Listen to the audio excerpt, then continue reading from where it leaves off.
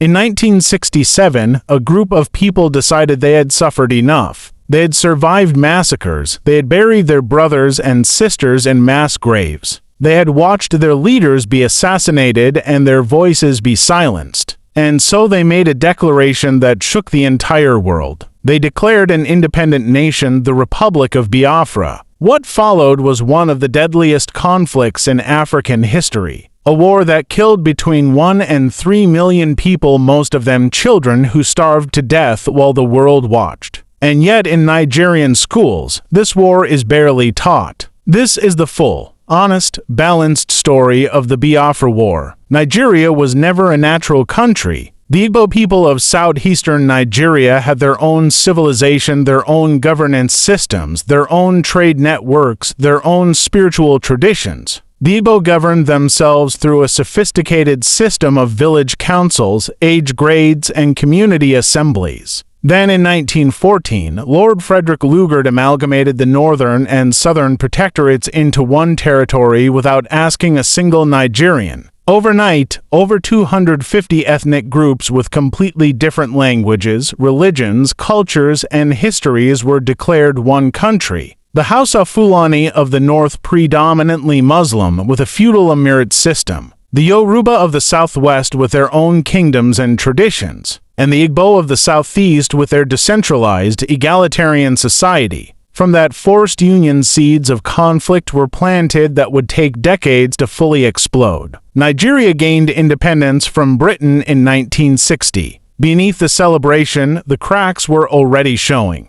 The new Nigerian government was structured in a way that heavily favored the North. Then, on January 15, 1966, a group of mostly Igbo military officers staged a coup. 6 months later, Northern officers staged a counter-coup and killed Igbo military officers across the country. Between May and October 1966, tens of thousands of Igbo people living in northern Nigeria were systematically massacred. These were not soldiers, these were civilians, traders, teachers, civil servants, women, children. Over 1 million Igbo survivors fled back to the southeast, arriving with nothing but the clothes on their backs. Negotiations happened. The Aburi Accord was signed in Ghana in January 1967. But the federal government refused to implement the Aburi Accord. Oyukwu made the declaration that changed history. The Republic of Biafra was born. Biafra had its own flag, its own anthem, its own currency, its own army. It had the passionate support of millions of Igbo people who believed there was no future for them inside Nigeria. The Nigerian federal government launched a military offensive against Biafra in July 1967.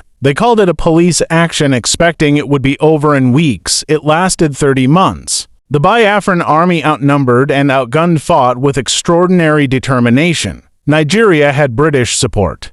They had Soviet weapons. They had a naval blockade. City after city fell. Enugu, the Biafran capital, fell in October 1967. The blockade meant that food could not get in. Children began to die of kwashiorkor, severe protein malnutrition. Images of starving Biafran children shocked the world and gave birth to the modern humanitarian aid movement. Organizations like Médecins Sans Frontières were founded partly in response to what happened in Biafra. On January 15, 1970, Biafra surrendered. General Gowan declared there were no victors, no vanquished. Igbo people who had savings found their accounts replaced with only £20. Igbo-owned properties in Lagos had been seized and many were never returned. The Igbo had to rebuild from almost nothing. Within a generation, through sheer determination, Igbo people rebuilt their communities, their businesses, and their presence across Nigeria. The grievances that caused the war, marginalization, ethnic tension, unequal resource distribution, are all still present in Nigeria today. The Igbo have never produced a Nigerian president. IPOB was founded by Nnamdi Kanu in 2012, demanding a referendum for Igbo self-determination.